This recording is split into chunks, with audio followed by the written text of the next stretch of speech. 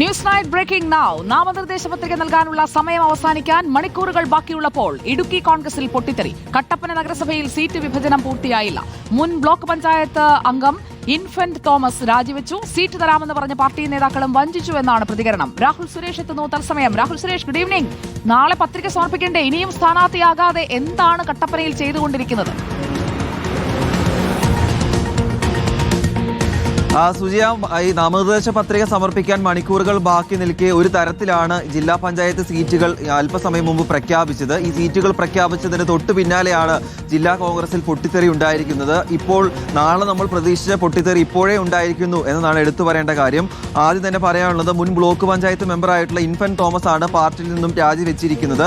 അത് കൂടാതെ അടിമാലി ജില്ലാ പഞ്ചായത്ത് സീറ്റിൽ നിന്നും സ്വതന്ത്രനായി മത്സരിക്കാനും തീരുമാനിച്ചിട്ടുണ്ട്. കഴിഞ്ഞ 48 വർഷമായി പാർട്ടിക്ക് വേണ്ടി പണിയെടുത്ത ശേഷം സീറ്റ് നൽകാമെന്ന് പറഞ്ഞ് പാർട്ടി പറ്റിച്ചു എന്നാണ് ഇൻഫന്റ് തോമസ് പറയുന്നത്.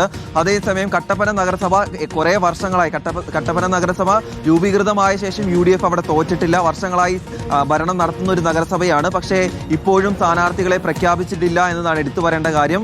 രാത്രി വൈകിയും KPCC നേതാക്കളുടെ നേതൃത്വത്തിൽ ഇടുക്കിയിൽ യോഗം പുരോഗമിക്കുകയാണ്.